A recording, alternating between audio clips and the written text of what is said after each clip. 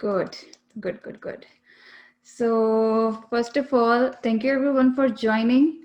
This is our free session. So let everybody have an experience what kind of a live online classes we are going to conduct from now on. And as if you guys don't know already, Pixel Art Games Academy has started their classes online, and now we're going to conduct our courses and our training programs and a lot of other events and workshops, of course, online as well. So this session is today is going to be about game design 101. So why the game design 101? The name, as the name suggests, the game design 101 is going to be mostly about the overview of video game design. The game designing is overall a really, really big field. It has so many in-depth knowledge required that is to actually cover this entire topic. And currently what we are going to do is going to take an overview, like just a look, and also we're going to do really interactive activities to understand how to get started with the game design and how can we make it very interesting. And if you talk about this entire workshop, we will be doing activities that's going to be hands-on. So there are a few things that you need to have before we start this. Let me check if there's any other participant that is missing and or I need to add them. Hopefully there seems like there is no other person currently. So we have around 22 people. So that's a good audience. So let's take a look about the game design, and let me start with my introduction. I'm not sure how many of you already knows me and has the idea about Pixel Art Games Academy. So Pixel Art Games Academy is a training academy for video game development in Pakistan. As of today, we have been operating in Pakistan for more than 4 years now, which is quite incredible because I think we were the first academy in Pakistan, and it's a really real honor for us to be establishing a pioneer institute that is for video game developers, but also for like artists and all kind of other creative individuals as well. And my name is Sadia Bashir, and I'm the founder and the CEO of Pixel Art Games Academy.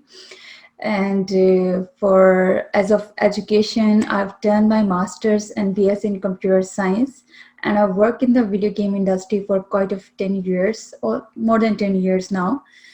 And my experience may not primarily be just in game design or art or programming. I have actually quite of a mix of experience in all the fields, and but my primary passion is actually designing creative products, creative content, video games, animations, and this kind of all the creative work that is involved around work. And being a CEO doesn't mean that I actually get to order around people for make all the creative things.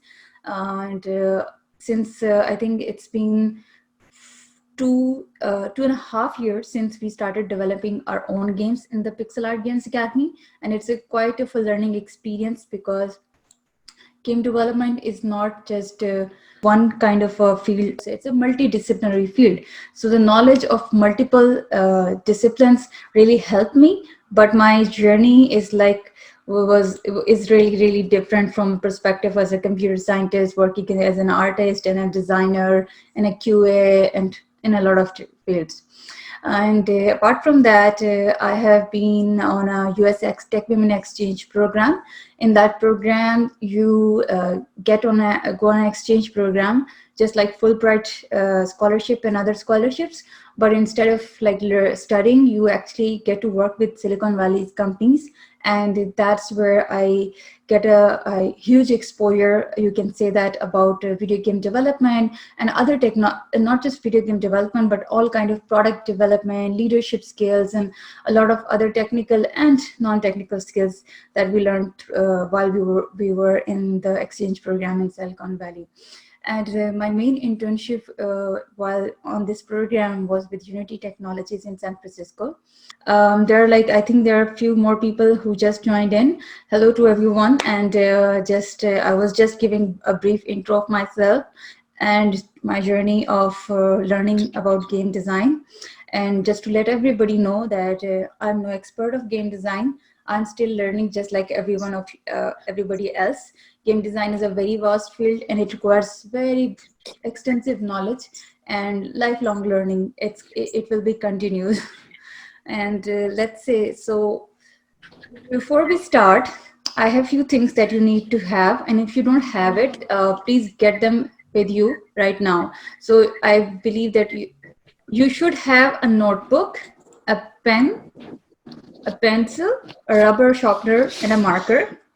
And you guys should also have a sticky notes. And if you don't have sticky notes available, just get any kind of paper and make cards out of that, because that will be required for our activities that we are going to do.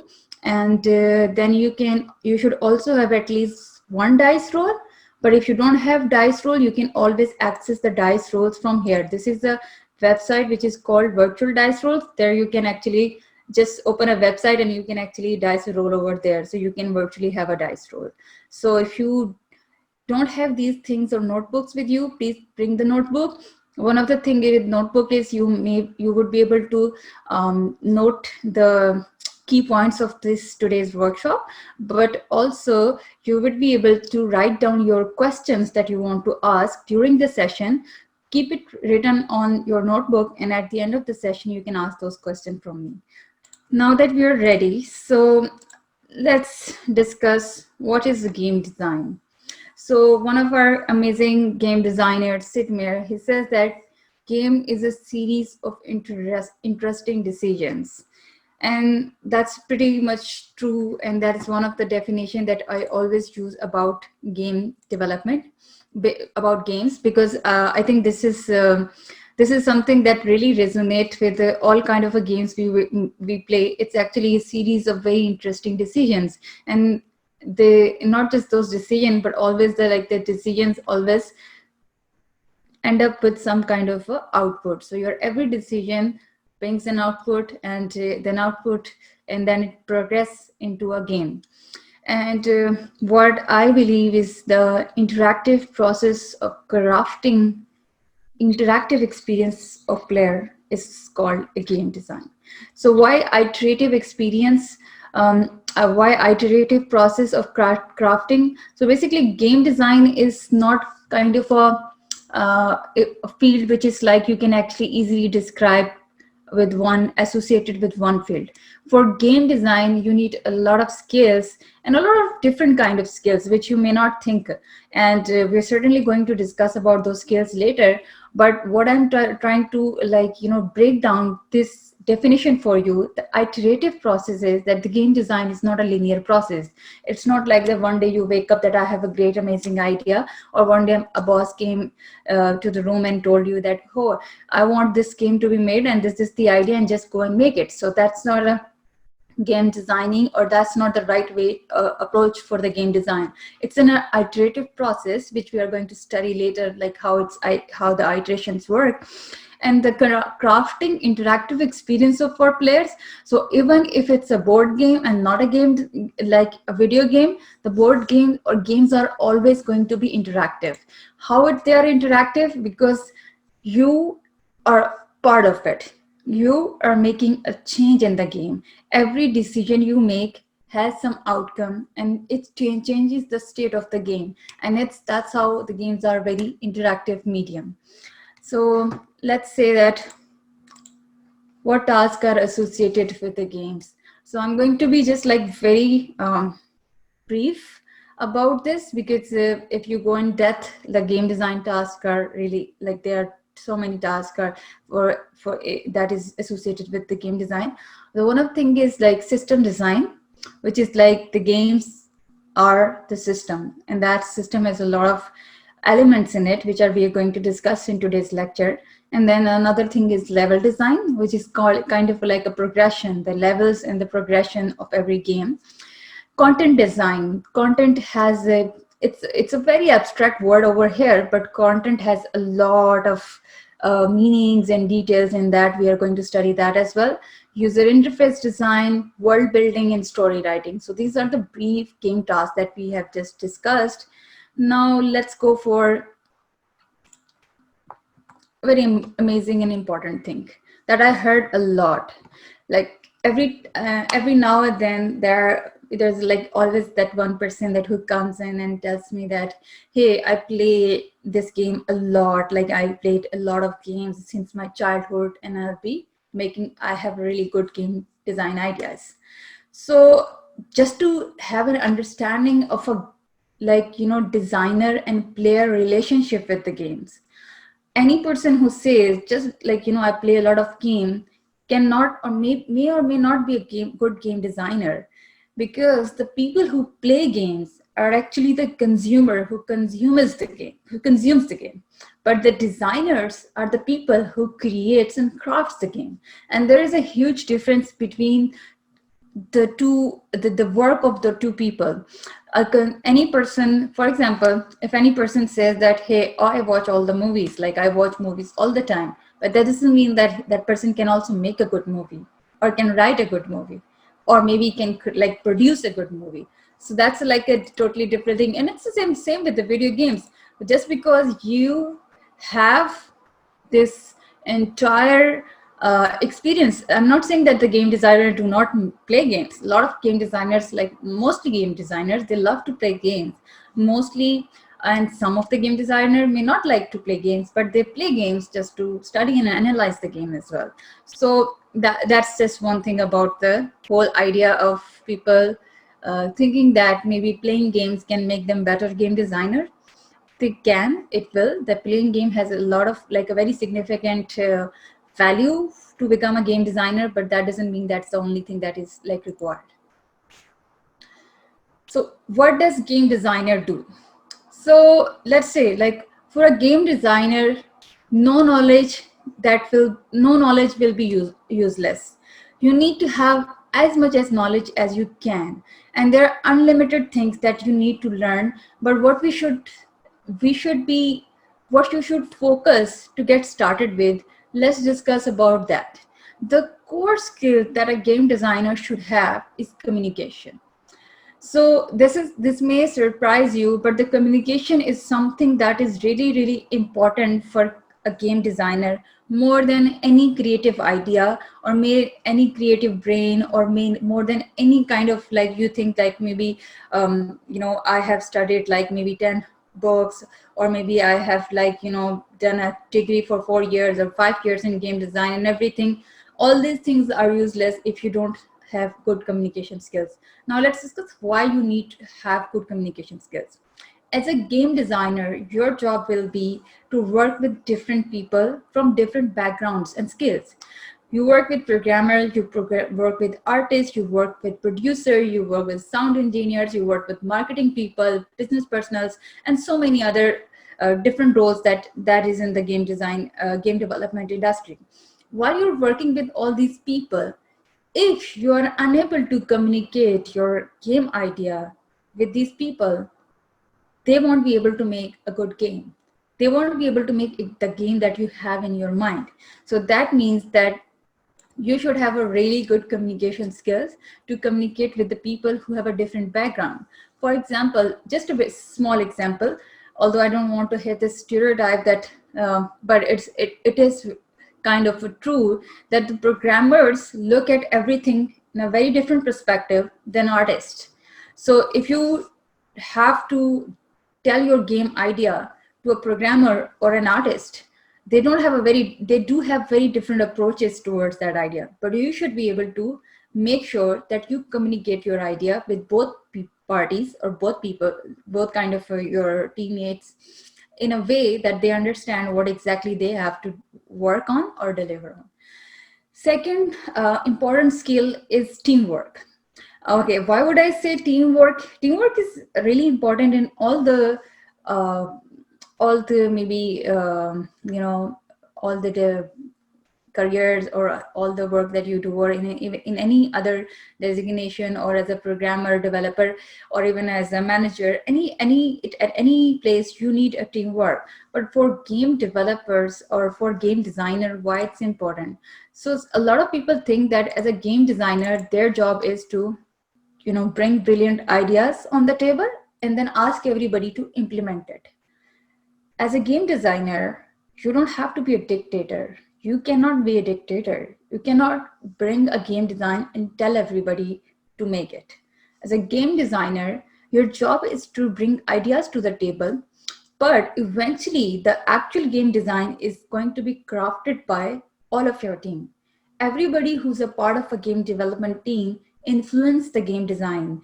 The programmer, how he's going to create the physics, how he's going to implement the game mechanics, and how the artist is going to create a character, what animation is going to be there. Everything has some part to play, and that you have to be always in mind, that you have to be a team player and you should be able to work with the team, and you should never be too attached with your game idea or any of your ideas.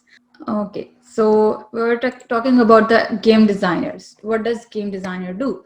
So as a game designer, another very important skill is psychology.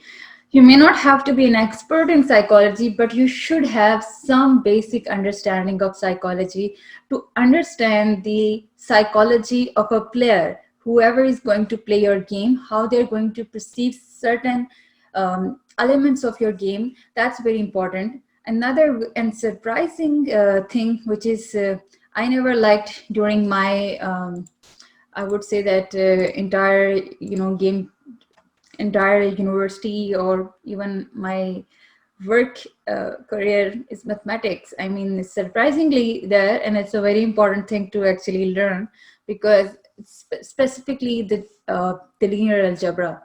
This is something that the game designers needs to really know, and you will understand once you start working on more complex systems and designs, that how linear algebra or other mathematics is really important for game designer.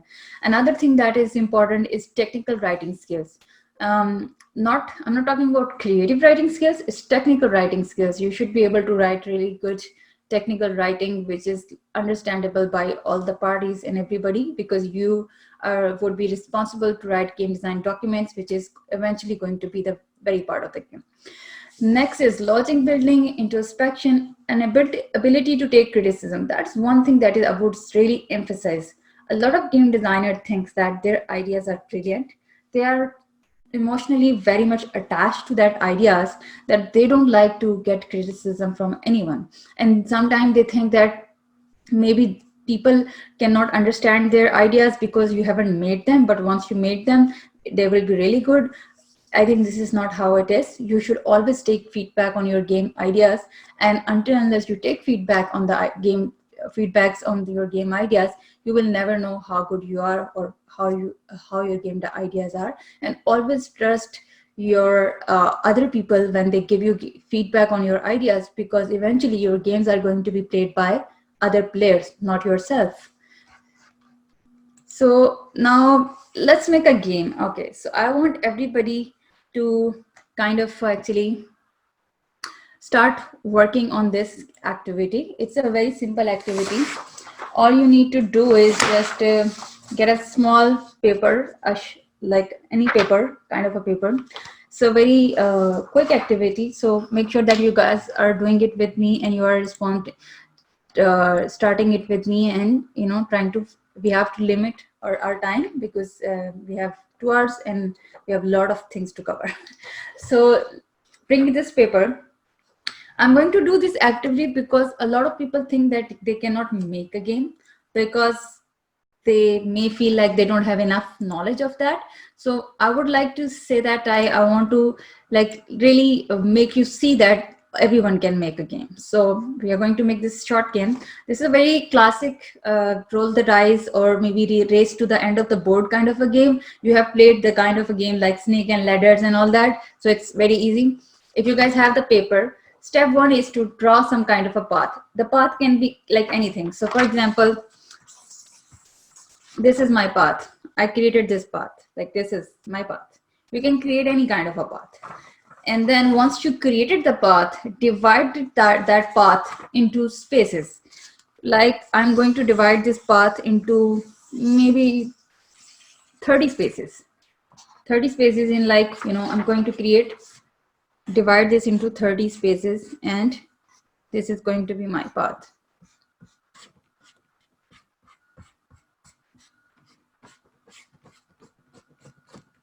So like this, I have divided my path into, I think, more than 30. I couldn't count, but that's how it is.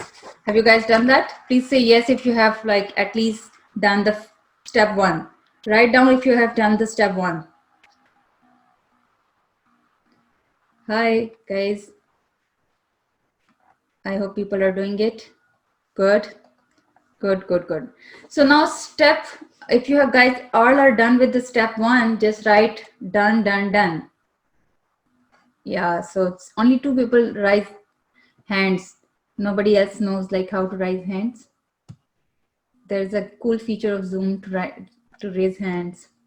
Good. 3% did. Good. Now we're going to go for the step 2. The step 2 is now come up with a theme and objective. So in your path, the starting point, write it A, and the ending point is write B. So this is my starting point, which is A, and this is my ending point B. Now what you have to do is come up with a theme, like why you are going from point A to point B. Either you are running towards something, or either you are running away from something. For example, for my theme of this game, I'm going from point A to point B to get pizza. And due to this lockdown, since I'm being like really craving pizza, so I want to go and get pizza. So that is, I'm running towards the pizza. That's my theme of my game. So let's like quickly get it done. You have just 30 seconds.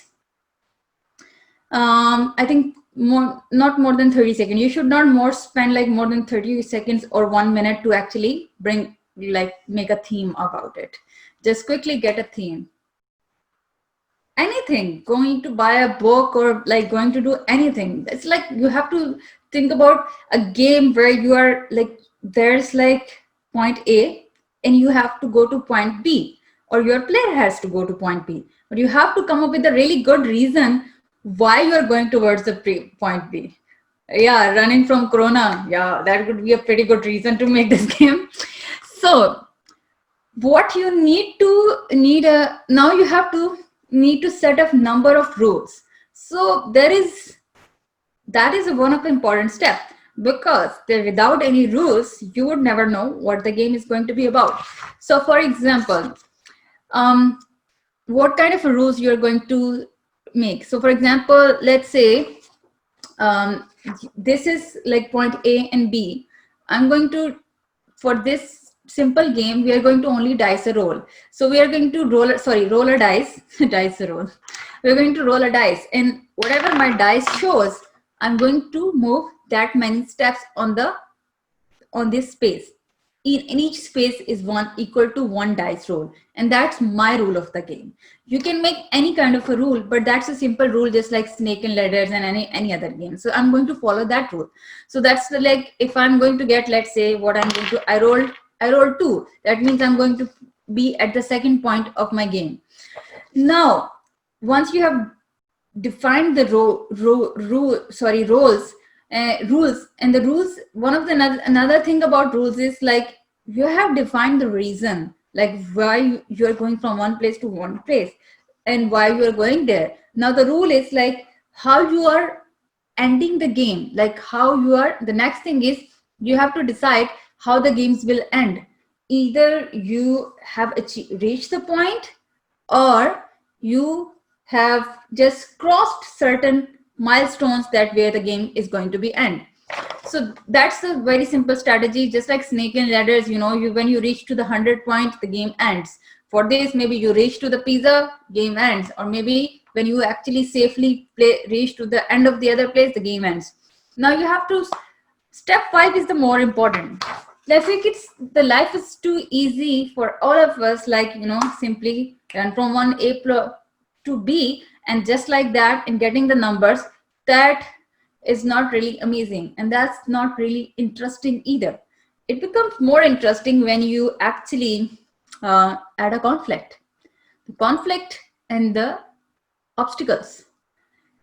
What is going to be the conflict and obstacles? Like maybe if I'm going from A point to B point to get a pizza, since it's a lockdown, there will be a police at different posts. Like at C, I'm going to add police in at this point, police at this point, and police at this point. And I have there certain places where I added the police. Now, what if I land on that? If I land on that, that means police has caught me, and that's my conflict and that's my obstacle. So you have to add obstacles that will come in the way for you to reach to the point B. So you have 30 seconds. Just quickly think of the obstacles and add the obstacles on your way.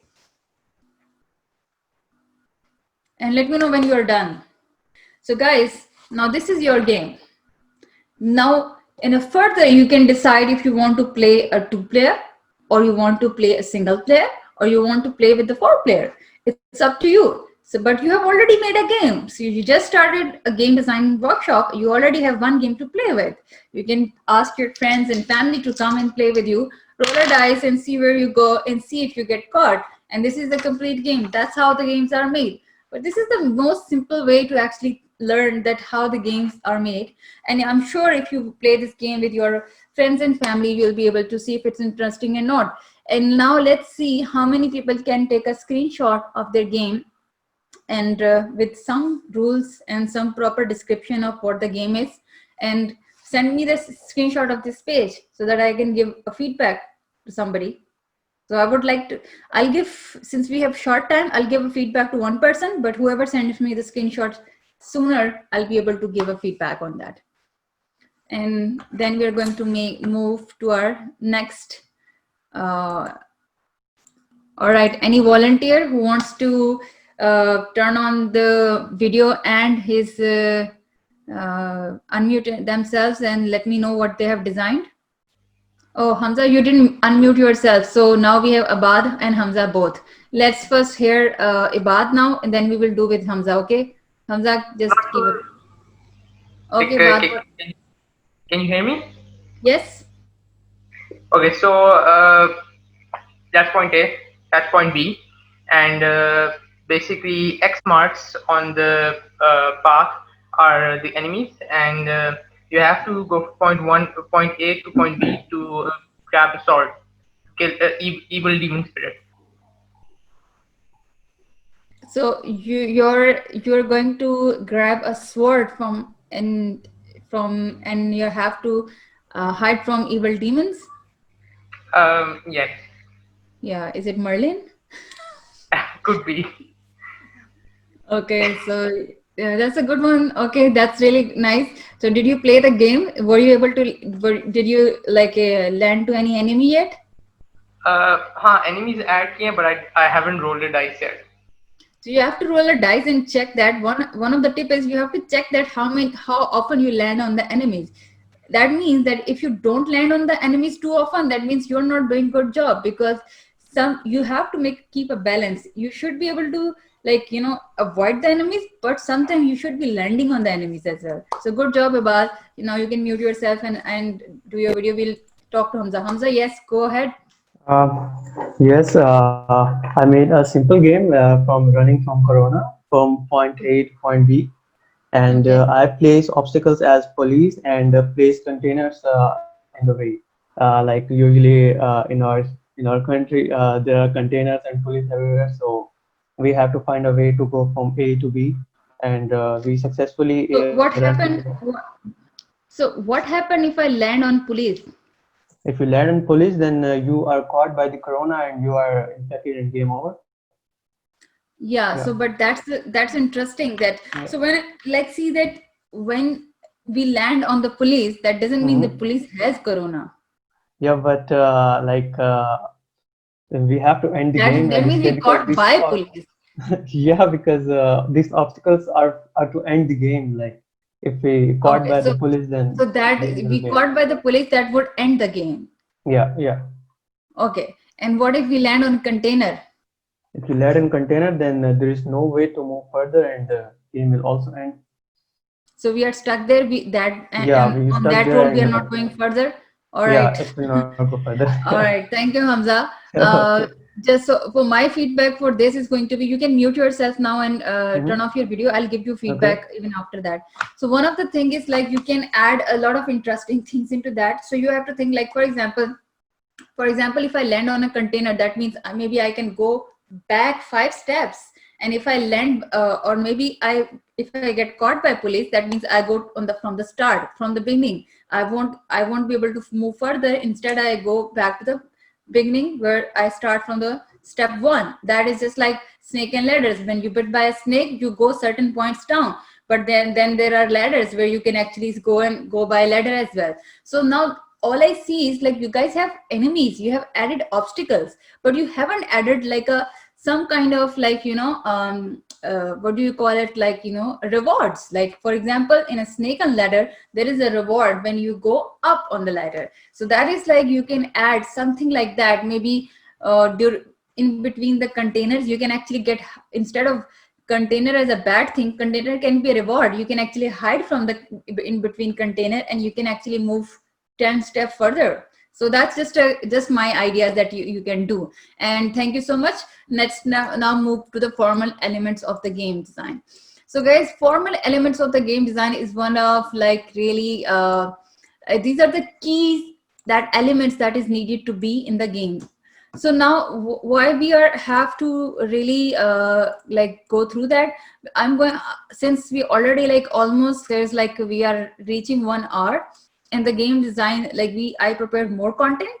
So I'm just going to be go with every element of the formal game design elements quickly, and then we are going to actually work on an activity to understand more about it. Okay, so let's start with our first thing, which is called players. So how many player does the game support? One of the biggest question when you are going to make like your any game, the players is the first and most important part. How many player does the game support?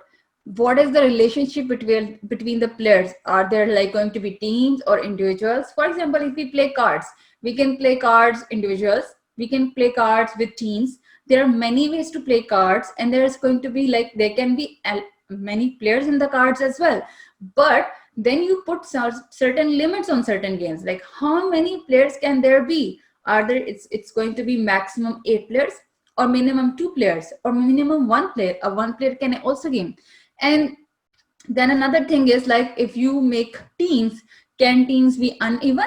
For example, in FPS games and the team matches, you can always be uneven. There's a lot of games where the uneven teams can still work, but sometimes there you cannot have uneven teams. That means you have to be an equal of teams members in both of the teams. So these are the things that you need to think when you are going to, that's the first and formal element that is you need to think about when you are making a game, what the players are going to be. So, and how does this affect the play? So let's see, solitaire, like one play versus the game system. So solitaire is a kind of a game where you have a 1 player and you are against the system. And then there is a head to head, which is 1 player versus 1 player, which is very good example is kind of chess. You're 1 player versus 1 player. Then there's a multiple player versus the game system. Now these are the games like mostly known as MMOs, like World of Warcraft or something like that. Then there's like a one against many players. Like there's games like, maybe you can call them as a like a free for all as well. There are many games. Sorry, one against many player is just, there are multiple games that we have seen, that the board games like Scotland Yard, it's just like one against many players, just like you are a detective, one, but there's many other people that you have to investigate. And there's a lot of murder mysteries in which you play as an RPG. That is also one against many players as well. Now we go for free for all. The free for all is something that a lot of us know from the, just like maybe, hi, Muhammad Rafe. I'm not reading anything right now because I don't know if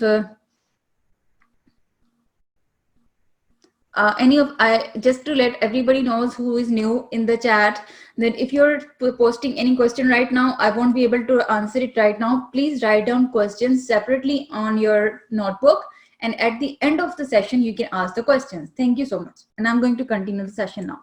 So what do we call it, like for this is like something maybe free for all. So free for all is something like many players versus many player. That is one of the category where, which is very familiar. If you have played FPS games, there is like a lot of modes of FPS. There's like one is a free for all, so anyone can join, and anyone, everybody is playing against everybody. So, and then there is a separate individual against the system, one player versus series of other players. That's like let me see, what is a good example of this separate individuals. I think the casino game called like blackjack is a team. It's a team example where you have a separate individuals against the system. So just like you're playing against the system, but you as an individual player against the system. Then they have a team competition. So we have a lot of games which has a team competitions, even just like the very famous mode of capture the flag. We loved in the Call of Duty, the capture the flag mode is just like a team competition. Then you have a team that matches as well. So these are like the multiple player versus multiple players. Okay, so I hope I didn't mix the free for all with the team competitions. I hope I didn't, but these are two different things. So let's say this is what we do about the players, and let's now see what are the next thing. So next important thing is objectives, like goals. So what is the objective of the game? What are the players are trying to do? In any game, even the game just we made, we had an objective from going from point A to point B, and the objective was to either to get a pizza or to just like save yourself from corona or not get caught by monsters. So there's a lot of things that is required, and now there's many types of objectives that has been defined in the games.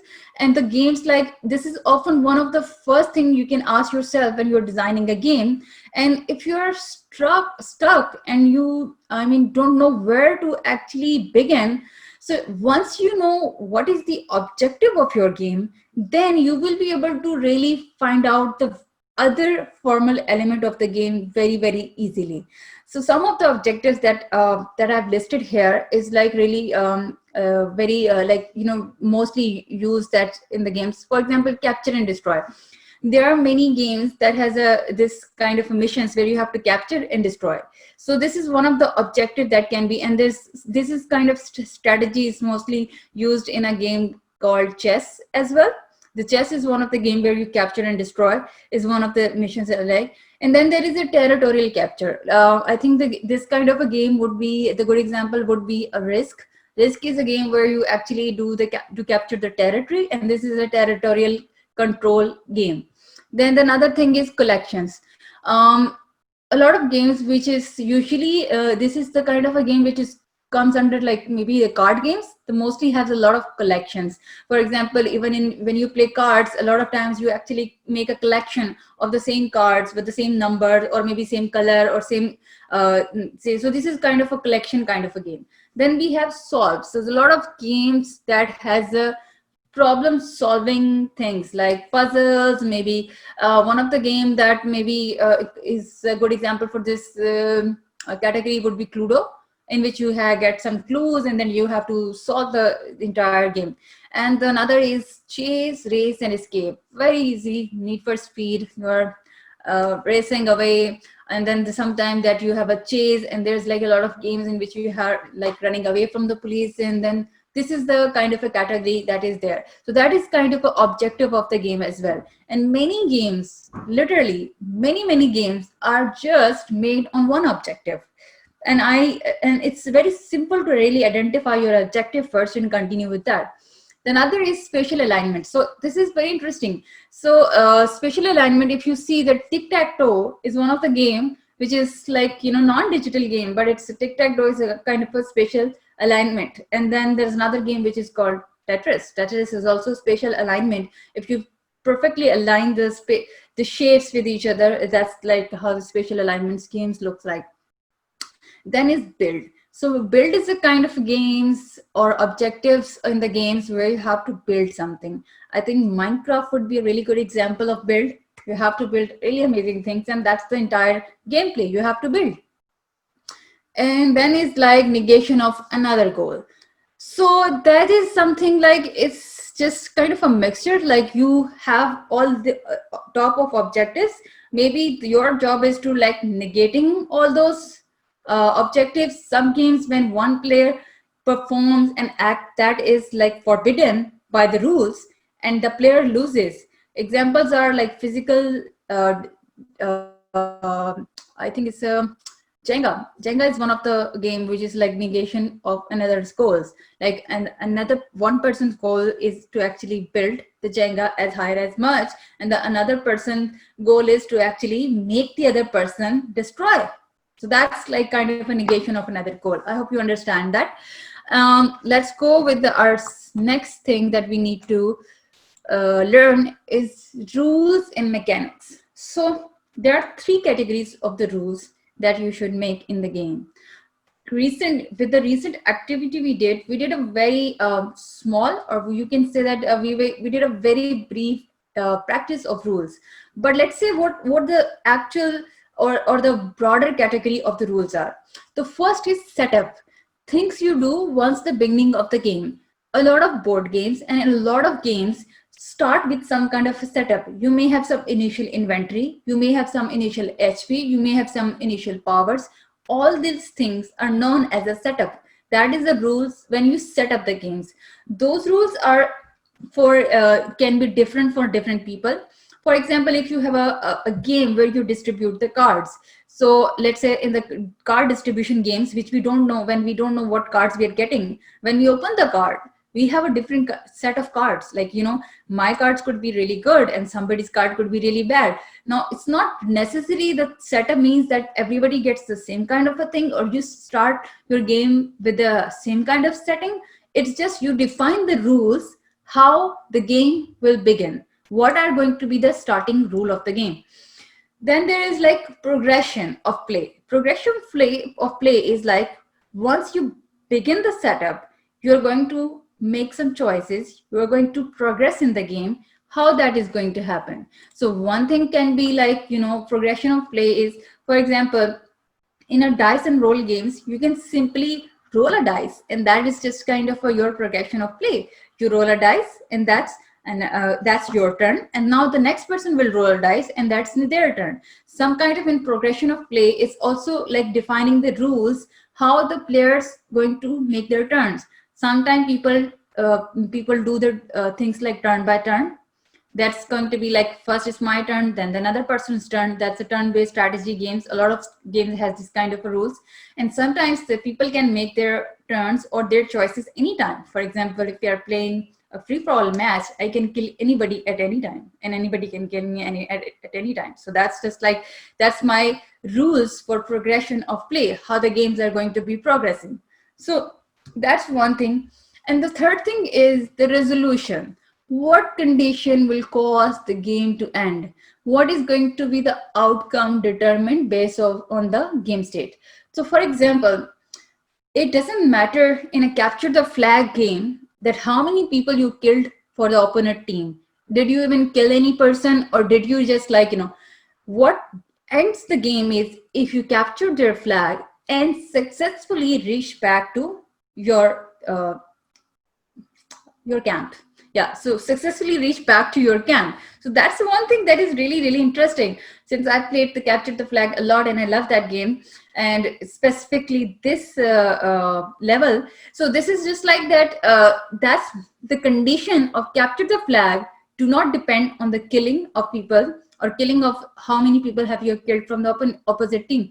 But if you change the scenario and you come in a team deathmatch, that means that the resolution or winning of the game is totally changed. Now that means that games will be win on the basis how many people you killed of opponent teams and how many times the opponent team has killed you, or maybe, and also there is also perspective of personal, every single player's experience as well. So every single player's performance is also evaluated, like how many kills, even within the team, how many kills did you do, or how many times you died. So that means that there is like a lot of conditions that to be met, and then for different games there are different conditions that to be met. So those rules, these are the three kind of the rules that you have to be very very aware.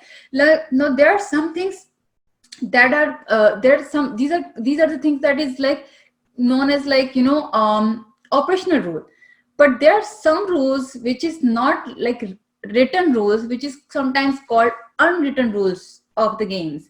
For example, like nobody wants to do the cheating in the game, so nobody, not a lot of people likes the cheating in the game is not allowed. And then when you try to do a lot of what could be the good example? So for example, there's like rule, if there's a turn-based strategy game and I'm playing with some person and I'm about to lose, but then I refuse to play my turn.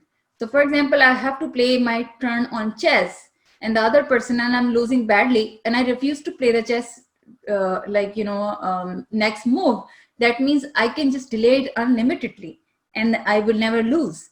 But according to the unwritten rules, there are certain time limit until you make your move. If you don't make your move until then, that means you are automatically either discarded or lost, or that depends on what kind of a rule you may want to imply on that. So just giving an example, the rules can be really really long and in a very different form as well. So let's discuss the next thing, which is resources and resource management. Mostly this kind of category comes under you can say that in a board games, but this also comes in a lot of strategy based games as well. Because and I think games like where you have some inventory, the games where you have some kind of powers, some kind of other things that you can actually trade and store in your inventory, and you can buy more resources. So what is like, what kind of a resources do the players can control? Yeah, so RTS is the best genre. Good. How are the resources manipulated during the play? This is the something that game designer must define explicitly. So why it's important? So for example, let's say like you have a gameplay which has like, first buying the resources round, or you first buy the resources, and once you start a combat or you are in a combat, you cannot buy or actually trade or do anything with your resources. You have to go in with the same resources. Now this condition versus a condition where you can actually buy resources or actually use a combat with any kind of resources that can have additional powers anytime during the combat, changes the whole scenario of the game. That means if the person so that means if the person went into a combat with the limited resources and the other team is more powerful, they can totally the other team can you can totally lose to that team. But if you have a capability of actually increasing your resources, buying more weapons, buying more powers, that means that you can actually beat the other team. But that would not be maybe a balanced game, or maybe that seems like a way cheating for the other team. So you have to, as a game designer, define these kind of elements in the start of the game, or that as per your rules, that if the resources in the resource management, how it's going to be.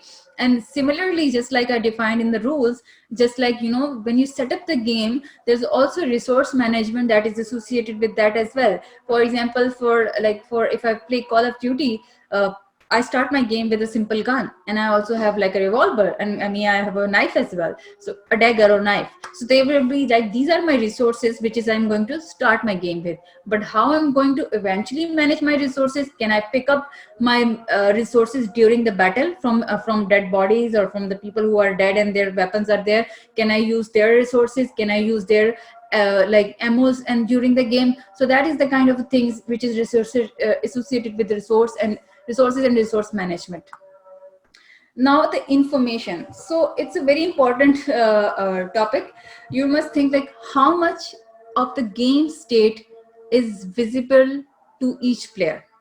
That's so. For example, if you are playing a game, just like say um,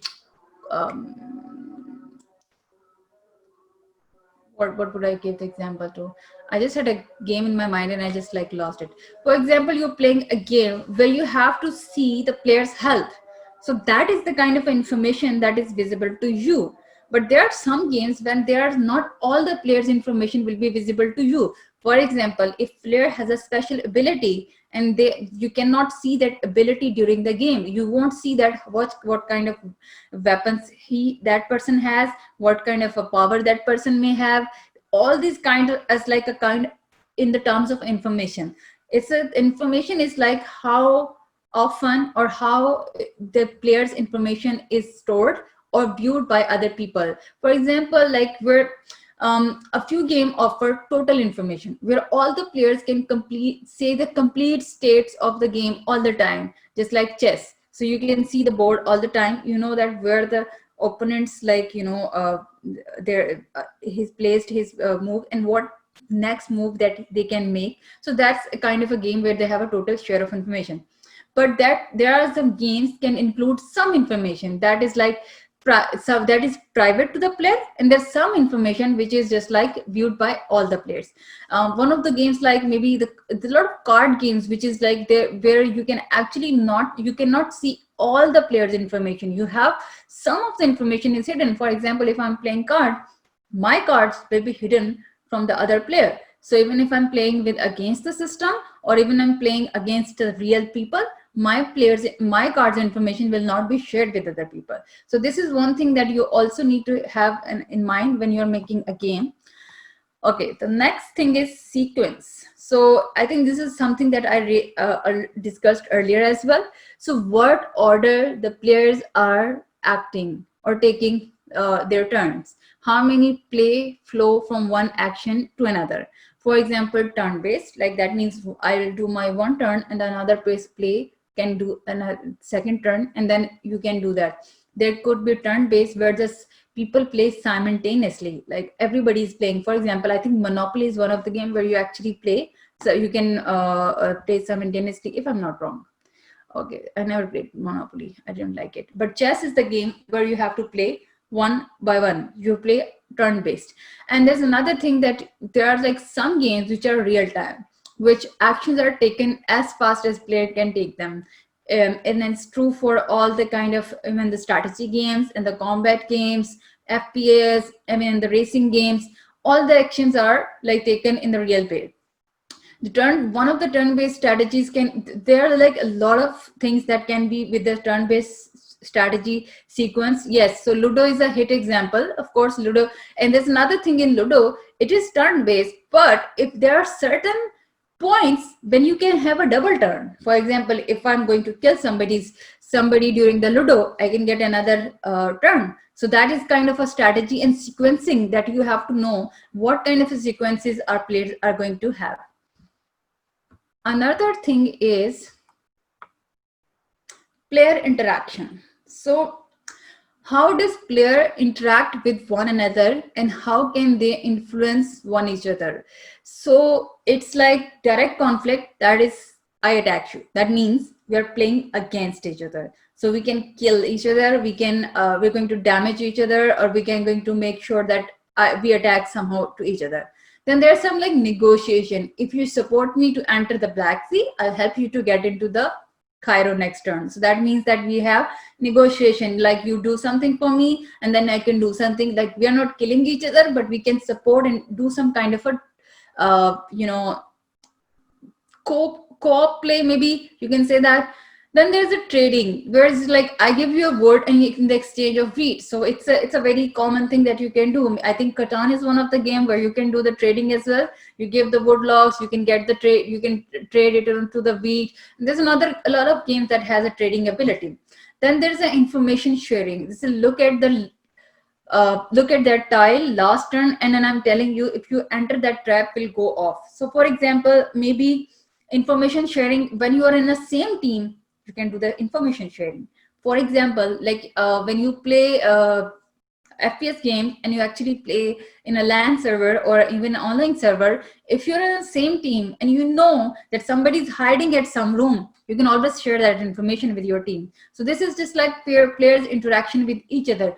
Either they're friendly, and now these days there are very amazing co-op games as well, where you actually work together to actually to reach to the next level, or even to clear each and every obstacle, to solve puzzles or any kind of thing. So that is also the form of player interaction that you need to look when you're making a game.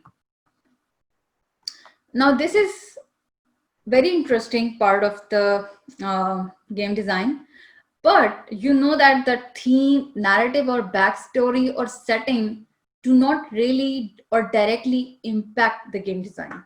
It's a very something that people often think that if they think about the game design, they think that they need to write stories, they need to create narratives, they need to create background stories, characters, and all that. But that's not always true. The theme can provide the setting for an emotional connection to the game, which is really important for certain games. But there are a lot of games which do not have any theme or any story. For example, Tetris has no story. We still play Tetris, but in some games, like it makes it better to actually connect yourself to them, and it makes easier people to learn and make their choices. For example, in chess, all there's name of pawn, king, queen, and all that. They has nothing to do with the move that we make in chess. The game mechanic of chess does not have anything to do with what the queen and kings are doing and what they're, but it makes it easier for us to learn the mechanics. They, like, for example, I don't know if you have heard that, like, they said, like, on the table of chess, the king can only move one step right, left, or, like, up, down, but the mighty queen can go anywhere, anytime. So that's just like, just one way of learning, but also like symbolizing the overall story or the theme at the back. But uh, there are some games where the theme and the story is very important, and those games can be like maybe a murder mystery game or a role-playing game where you have to have a story which you have to follow, because if you're playing a role-playing game, that means the story is important as you for your role, or to uncover or to understand your objectives. But not every game has a theme or a story or a narrative. But there are many games, and there's a whole genre of narrative based games, and of course RPGs games that has like a back end stories and themes as well. But it's not only limited like that. That's not the main like the thing in any game, that you have to have a story. But if you have a theme and a story, it actually set your own game design in a right direction as well. For example, if you set a a theme for your game design, that I want to make a Japanese game and in the Japanese world, so that means that will make it easier for you to understand what kind of characters you need to make, what the art of it look like, what will be the concept for the characters and environment design, because you already set the theme. And now if you set the story, then you would be able to understand how the level are going to progress. But that's not true for all the games. But whenever you need it, you need to do it in the start when you're making a game design. And that was all there for all the 8 formal elements of the game design. So these are the 8 there are, like, people have in many books and in a lot of studies, people have defined them in a very different ways as well. But this is the most easy way that I like studied myself as well, and I think it made sense to me, and I'm hoping it made sense to you guys as well. Now the another thing is, like, all those 8 formal game elements that we have just studied, they all work as a system. So that's a very important thing to know, how games work as a system. Each element, each formal element that we just studied is contribute deep in the way the player experience of the game is going to be. For example, if you create a game, it's just called like it's with this having it mind for a single player, and then suddenly you think about like adding like 8 more players to that game, that will change the entire scenario of the game. That will change the entire balance of the game. That will change how people are going to interact with the game, how people are going to take resources. So you need to understand that each element has to be chosen carefully and has to be taken care, or has to be in your mind when you're making a game, because that is, you cannot change them later on. And even if you change them, then you have to really see that their impact in the entire system, because game itself is not just like a one element. Game is a system, and all these formal elements make this game system, and the system has to work and integrate with each other. These elements are interrelated, and changing one can affect others. And there's another thing, that one game can have several systems as well. That's the one thing that is like, if you see a lot of that, like, a single game can contain several systems. For example, World of Warcraft has a combat system, and has a quest system, and a guild system, and a chat system, and so on. So they have like a lot of systems, but that is in a one game. So every system is different, and the interaction of those systems with each other is also different. So that is one thing that you have to keep in mind, that when you're designing a game as a game designer, you're not just designing one element or a story or anything. You are designing the whole game system.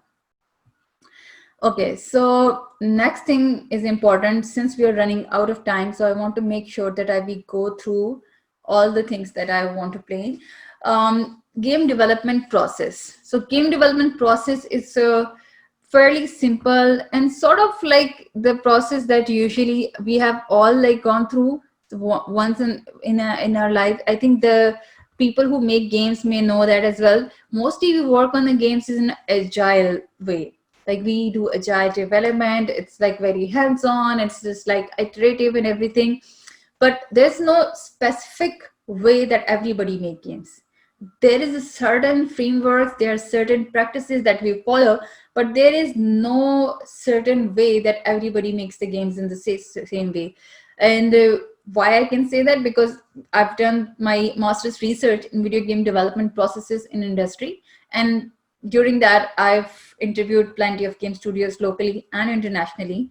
And after the entire research and identifying the practices that we follow, yes, we follow a lot of common practices, but yet we don't follow very common or very linear process frameworks, just like, if you can describe them as a waterfall or scrum or rapid prototyping or something. A lot of people do a lot of mix and match for the game development processes. On the screen, what I'm showing you are something that is, it's not very complete. I just wanted to focus on the game design aspect, which comes under the pre-production section, where you start with a concept and then you design and prototype.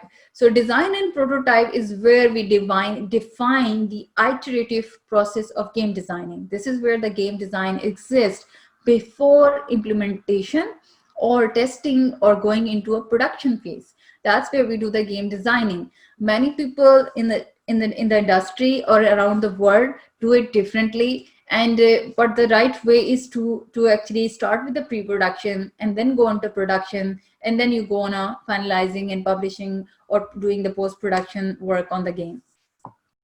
So let's learn a little bit more about the game design process. So there are many ways to not many ways. So the game design process is actually iterative, and you can see on the right side. Let me see that how can I get rid of this line that is on the screen. I don't think so I can. Or I need to see that. Just give me a second. Yeah, now it's there. So if I would say that, like, if you see under this section, this is the game design process. It's a simple process. You first design your game, then you prototype, then you place test, and then you evaluate. I'll just give you a simple example. We just did it. We first designed a game. In our mind, we thought about it.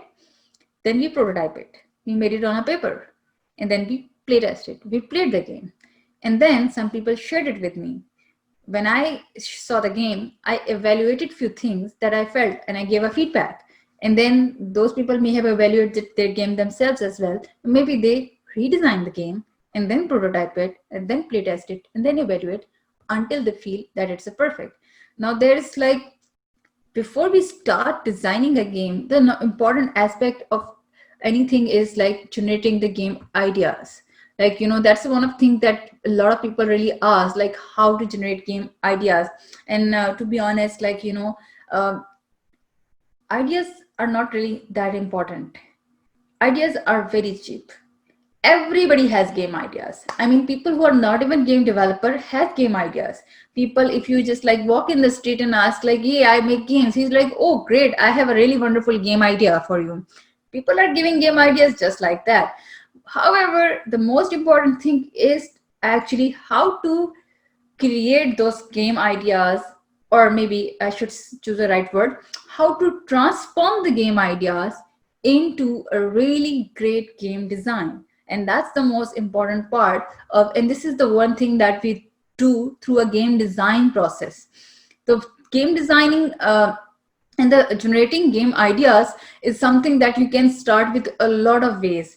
You can start with the core aesthetic. You can define the core aesthetics. When you talk about core aesthetics, that means you can define what kind of a feeling or experience you want to give to your player.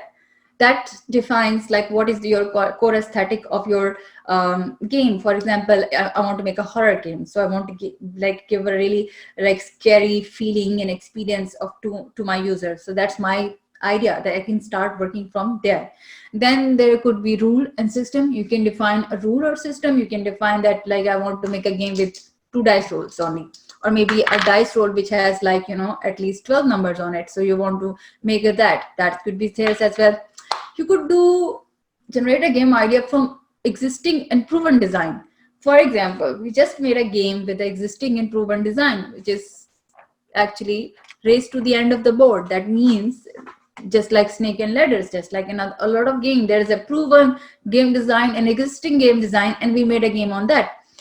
Then you can also do with the start with the technology. So what is like start with the technology? For example, you want to make game with the VR.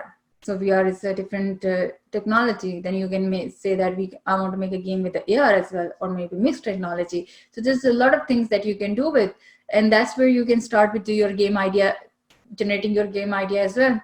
Then you can start with the narrative as well. For the games where the narrative is important and you want to embed in a game narrative, then you can start with a game narrative and gradually process in your game designing process. And there's an last but not very least, it's a very important thing. You can start generating your game idea with the market research as well. Market research provides and actually enables you to understand what is the top hit of current time, what is going really hot in the game store. And it can also help you to narrow down like what kind of a market you want to work in. If you want to work for mobile, you want to work for PlayStation, you want to work for Xbox, or you can just like want to work in a VR or AR. So you can actually define your market section and see that what's really hot in that section right now, and then you can do the market research and find out what kind of ideas you can generate. Similar, but please don't copy the ideas. That's not a good thing. So the second thing is, so once you generate the idea, we have discussed the game design process. Now another thing that comes after that is going to be prototyping. So how do you do the prototyping? So there are many ways to prototype the games. People who has understanding of programming languages and have like ability to really use the existing assets and frameworks or starter kits for the games, they can easily prototype a small game and get the idea of what the game is going to look like. But the digital prototypes can actually be can be long and can be a really expensive process. Maybe not everybody wants to make a digital prototype first and see how the game looks like, and then eventually find out the game is not good, and then they have to discard all the work. So maybe the paper prototyping is the best idea. You can actually create cards, dices, and everything. And trust me, you can actually paper prototype any kind of a game, a combat and a fighting and the card and dice rolls, any kind of strategy or anything, all kind of a games can be prototyped on the paper. But yes, there are some limits for the paper prototype. For example, you cannot prototype a real-time game like, a shooting game where everybody is shooting at the same time. We don't know who is going to hit where and what time and stuff like that. We cannot prototype that, but there are a lot of things that we can still prototype on a game. And there is another thing that you should be very so when you're prototyping a game, and definitely you do the play testing, you understand the more about your game, and then you start find the loopholes in your game, and then you fix them, and then you actually keep doing that. You also, while you're prototyping and going through the game design process, you keep thinking about that one thing. Like you keep thinking about new and new features. That's really good, but very bad for your game. The problem that happens to so many people, that the people end up doing feature creeping in their games, where they keep adding their games, they keep adding new features and thinking that all are gonna like looks really amazing, and maybe this feature is going to make look like their game like really better than this, and maybe this will make more effective use in this. But eventually they end up adding so many features, or sometimes very useless features, and then sometimes they end up adding so many features that they cannot even work on. So feature creeping is something you should always have in mind. Try to make sure that once you should always keep in the mind the overall picture and your resources. Like what kind of a team do you have, what is your budget, how much time do you have. So you have to make sure the game design is something that you can make in that budget and time, and it should be really good within those limits. Because as a game designer, you don't have to make something like Assassin's Creed or like a really AAA game or something really amazing. A game designer's task is to have an understanding of their resources, their team, and then design something which is really effective within those limits. Because nobody is giving you $1 million budget right now. You have to make sure you are making something amazing with it, and learning about like every choice you make or every feature you add into your game has some cost, and you have to understand that cost. Okay, the third thing is play testing and evaluation, which kind of I covered in this as well.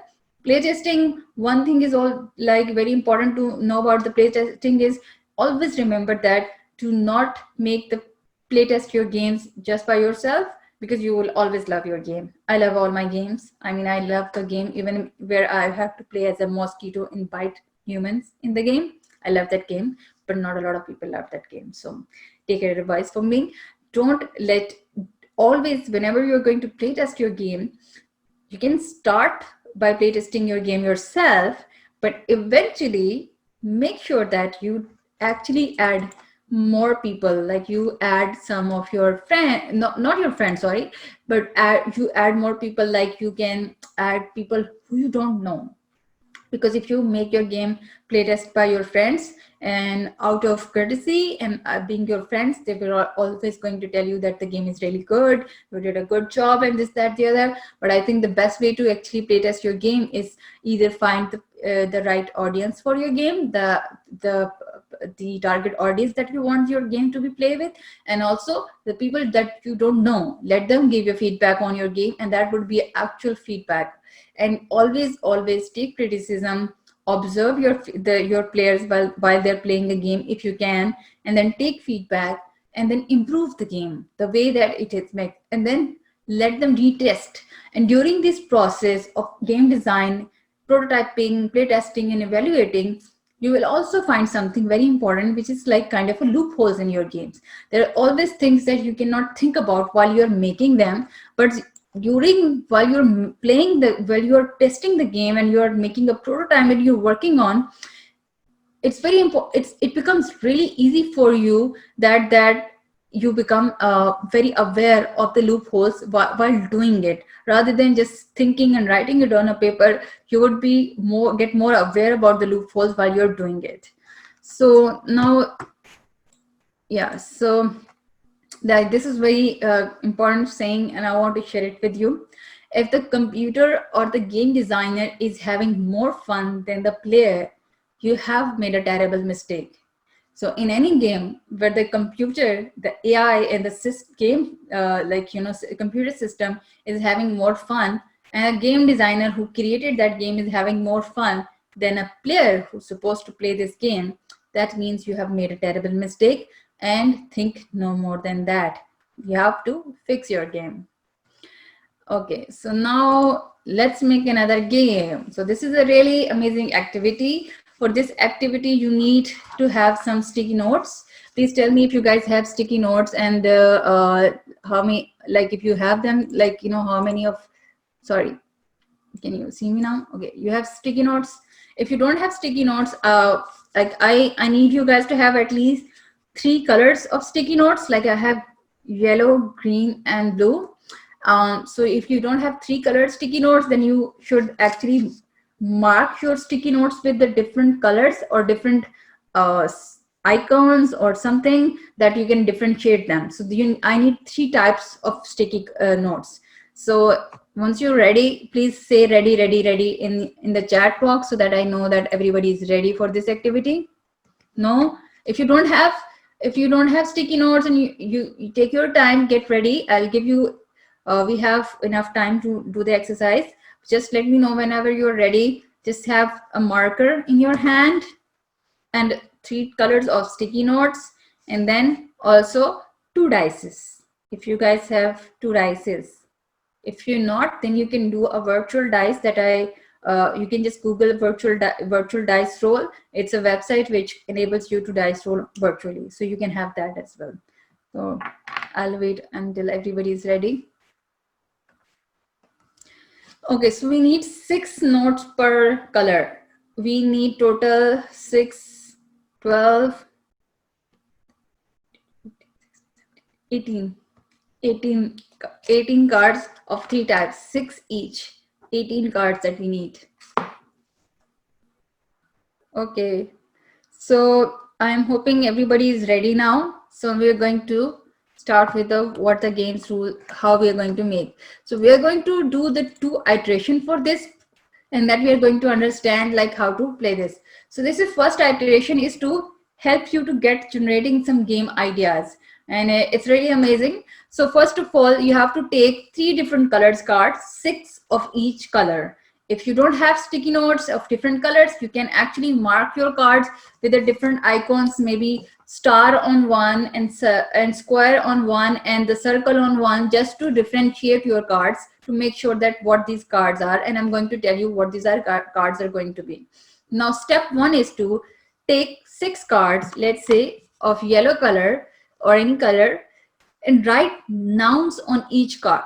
It could be name, places, and things, but they should be noun. I'm sure everybody knows what is noun, like lion, king, or frog, or a cup, or like things like that. So these are the nouns. You have to write noun on 6 card. You have to write 6 nouns on 1 color card.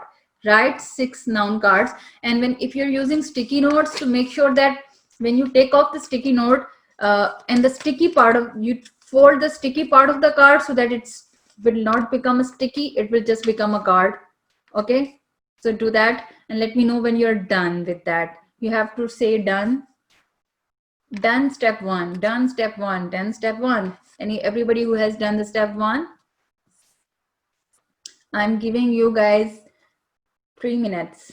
3 minutes, you should be able to, 3 minutes or more, 2 minutes only. Okay, you guys going to do the 2 minutes. Everybody should be done with the step 1.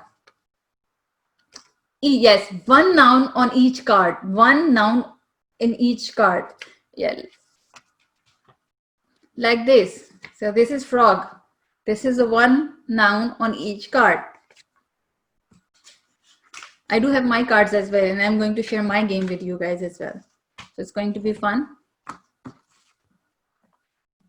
So now the step 2, since I'm hoping everybody is done, and we're going to continue, whoever is done with step 1, continue with the step 2. So you're going to take another 6 cards with different color, and now you're going to write adjectives, which are like describing words, like to define your nouns. not necessarily these nouns, it can be any nouns, or you can like describing words like color, size, quality, something really specific about like sparkling, like sparkling, maybe fat, maybe like jumpy, maybe blue, anything, like you can write any describing words to write it. So you have to write adjectives on 6 cards on different color. And step 3 is going to be take another 6 card of a totally different color, and then you are going to write verbs on them. Verbs are like defining actions like jump, run, gunshot,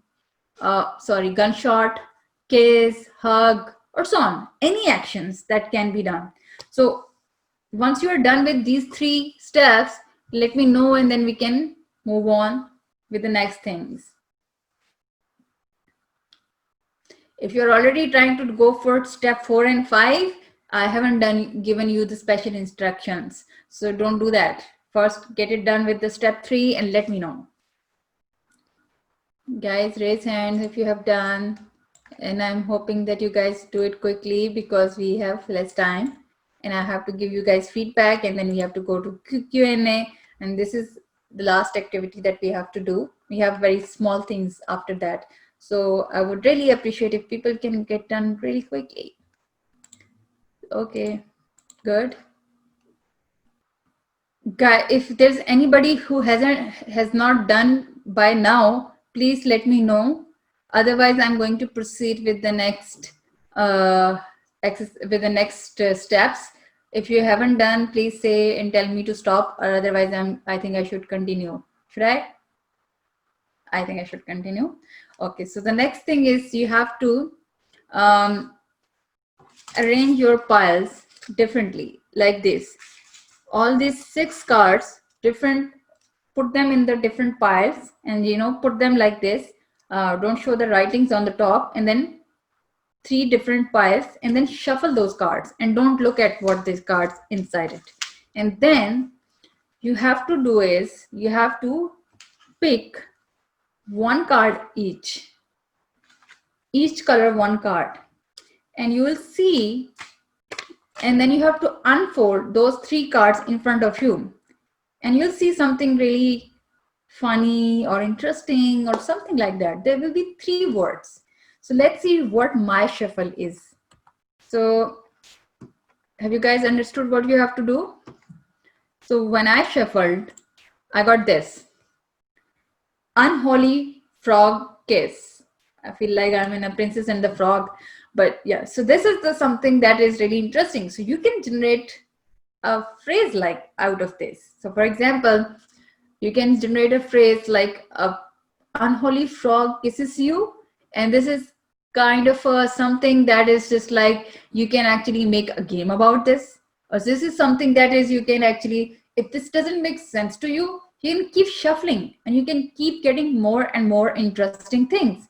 For example, I reshuffled and I got what? Monstrous king shoot. Oh, so there's a game where a monstrous king is shooting me or shooting the player. So that's kind of interesting game idea as well. But let's say that's my way of picking up the cards and interpreting them. You can interpret anything. So let's see what you guys have done. So please write in the chat whatever 3 shuffles that you have and what kind of a phrase you have gotten out of it. You can also write a phrase that what you think that can be, and please keep writing as much as you want. Line, purple, fliffy, amazing barrel jump. Yeah, amazing barrel jump can be good game. You have to jump on an amazing barrel, huh? Kill happy horse or don't kill happy horse. Ali's expensive run. That can be, a Donkey Kong type game can be made. Run green CA. What is CA? I think it's like maybe run green cat. Oh, I like green cat. Green cat run. Yeah. Salt dead jump. Small hit run. Yeah, hit and runs, small hit and run and chase game maybe. Um, Blackish book going, but you guys are writing the words. You're not making any phrases. It would be really interesting if you can make a phrase just like the way I made it. Like I made a game phrase out of it. Like a monster king shoots you. Uh, Purple turtle fight. I like purple turtle fight. Purple turtle is also very amazing, and the fight would be really amazing as well. So there are purple turtles fighting with each other. A happy horse kills you. No, happy horse doesn't kill me. Uh, Happy horse is a happy horse. See, smelly pen is coughing. Oh, that's really funny. Crazy motorcycle drift. King fly over toilet. We can keep going it and it will never end. But this was really good, guys. Did you have fun? Let me know that you guys have fun making this kind of like amazing phrases and the cards, taking these cards out. Yeah, I'm sure you guys had fun. Now, now I want to do the iteration of the same cards. Now we're going to move forward to our second iteration and let's see what we have there.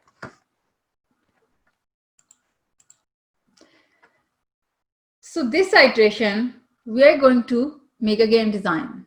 So that's like for existing game idea or these cards that we have, using these cards, we are going to make a more of a game design where we're going to set some rules. We're going to write and identify like, what kind of a loopholes that we have and how we can make the game more interesting. So now at this point, I would advise you to use the cards that you just made, but you can feel free to add more cards or maybe change the card or maybe add some if you want to discard some card, you can do that as well. And then I want you to write your own rules and define them on the cards. I want you to write rules how you are going to interact with these cards and what these cards are going to do with you, like what these cards are going to do. For example, if I pick up a frog and just like I had like unholy and kiss, so what those cards are going to, how they're going to interact, what kind of a impact they're going to make. I want you to write your own rules and then play test your games and then find the loopholes. And tell me if you guys have, any of you have made any different rule with these kind of, with the existing of these cards. If you are done, I give you like 5 minutes. This is 5:41 right now, and at 5:46 I'm going to ask you guys if you have done or created any kind of rule until now with these cards. If you have, then you can raise your hand and let me know, whoever finishes first, and we're going to listen to your game design or the game rules that you came up with. And later on, I'm going to share my game rules that I made for these cards. So time starts now. Go on. So hi everyone. Hi. I actually made a cat jump. What is this cat jump milk? So I have defined some rules of this game. The controls are from the slap king, the meter, and the green area. So what you will do is it's a one tap game. Mm-hmm. You tap on the green and the cat jumps. So the rules are simple. If you press the right green area, your jump is proper and you receive the milk and the Mm. treats. If you Okay. fail, the cat makes a frown face. Okay. So, Talha, where did you use the cards that you just made? One of the things that I asked to make this is like you made these cards. So you have to create a game using these cards. Maybe you can add new cards, or you can remove the cards. Did you use these cards? Like I think you use the idea that you generated by the cards, but you didn't really use the cards, right? And of course you created a game, but you had created a game with the perspective of keeping this in mind, that you may be creating or it as a digital, but as a prototype right now, all you have to do is like you have to create it with the board and the dice for the things which is not digital. Because when you make this game, you have other people who has to play as well. And right now I cannot really press any green area or button or jump or anything. So you have to make sure that you use the game these cards. So not I'm not sure how many people have you done this, but let me give you an example of what I've done with my cards, and maybe that will make you guys understand a little bit more about the thing. So I'm taking my like camera over here so that you can see that I have these cards. So these are my 3 cards, nouns, adjectives, and everything, and these are my dices. uh, Everyone please pay attention if you're ready to see what my game is, so that you can have an idea and and get an inspiration from my ideas, or maybe you can make a better idea out of this. So let's say these are my cards, and I'm going to like, you know, take out like a card. So what I did with these cards is, initially I had like nouns, adjectives, and everything. Now I've made some rules on these cards. For example, I gave all the nouns a health. So this is elephant, which has 25 health. It has HP, which is 25. And now I defined the rule of the game that every player who is going to play this game will have initial 10 HP health. So this is my rules of the games, and I'm going to put the next slide as well. You can see on the next slide, that I have written the rules for my games as well. These are my games rules, and then I can also show you that how I'm going to play these rules over here. Okay, so can you see my slides? Can you see my slide? And can you see my cards? And can you read what is written on the cards? I'm hoping you can, because if you can't, then I won't, it would be very difficult. Anyway, so this is I'm trying my best to actually show you the cards and the cameras. So this is I am the player right now, which is like, my name is Sadia. So I'm going to write my name over here. This is Sadia, and my initial HP will be 10. For any player to start the game will have 10 HP. It's really difficult to write from one hand while you're holding the camera in the other. Okay. So this is my 10 HP. Okay. Now what my gameplay is, like using the existing card. So I got this elephant, and now I'm going to find an adjective. So there is an angry elephant. So I've written some rules on these cards and adjectives. So we have angry elephant, and this angry elephant has 25 HP. And angry elephant means, if he is angry, that means subtract -1 from the dice that I'm going to roll. And then we have the verb. What is doing? The angry elephant is giving me a hug, and that is -6. So that means whatever I'm going to roll, the adjective, so the verbs are going to do the action from the elephant side. If I roll 25, I will beat the elephant. But every roll I'm going to do, that means my -1 will be subtracted from it. So here it is. Let's say I roll 2, and it's going to be -1 from me. So I rolled 2 once, and it's already -1, then I rolled 1. That means the elephant have given me the hug. I could not beat the elephant. He gave me a hug, and it -6. So that my HP becomes 4 now. Okay. Can you guys read now? Or you understand what I'm doing? So let's say I put these cards back into my piles, that whatever these piles are. I hope you can see the piles of the cards, because I have so much mess of wires here. And then let's see, I pick more cards. Sticky. So this is case, and there comes blue. Oh, so the blue case. And what does the blue case is from? Let's say I pick this. Well, a king with 20 HP, blue case. So that means the blue has a rule that sudden death if roll higher than the HP or die. So if I have to roll higher than 20 HP, or else I will die. So that means, and since it has a kiss, that means I'm going to do the -2 HP, but due to blue, I'm gonna die right away. So I'm going to try anything less than 20. Now there is a loophole. So I rolled 5 and 3. I mean, no matter what I roll, even if I roll 6 and 6, which is the highest, that means I would only get 12. So I can never roll higher than the HP of king. So that means I should change this rule. So this is like the loophole that I find just by playing my game. So that means I rolled anything that I rolled, even I roll 6, I'm gonna die, because it has a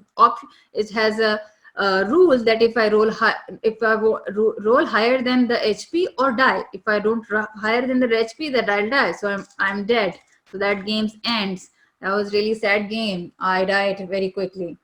So did you guys understood my game? So I used this card and I actually crafted a game out of it. So I can use dice rolls, and I can use this all the cards, and I just made just 6 cards right now and wrote 6 rules for 6 cards.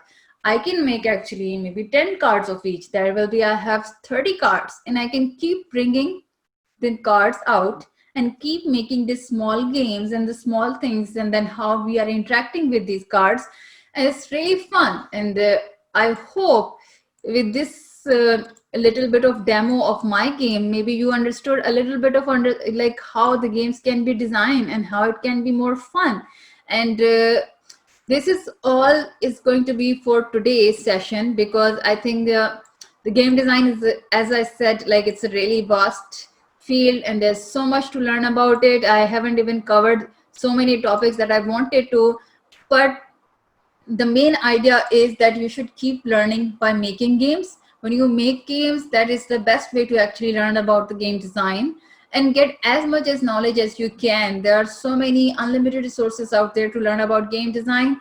Just to go on and start working. Learn to study and analyze the games. So you should not always look at games as an entertainment. Sometimes just take a look at a game, try to study the game, analyze it, do the reverse engineering of the game, understand what are the really triggering points of the games, what are the really good high notes of the games where the players really enjoys, and how the people have created, how they have balanced the games and all this, and keep making games and keep failing, because if we don't fail anytime, we won't learn from it. So there are many failed projects that I've done in my life, and I'm still doing some, but that's how we learn as well, and that's a continuous process. And apart from that, I would really advise you to guys to, if you're really interested to learn all the in-depth concept of game design and production, take our course on game design and production specialization. And our courses are going to be online. That means we are going to be on the live Zoom like this, and we are going to do live classes, and we're going to do a lot of activities during the classes as well. And all of our classes also comprise to and make all of our students to work on single project. That means you will get a chance to actually make and work on a game as well. So if you want to take game design and production course, you can go to our website www.pixelrga.com. Thank you so much, guys.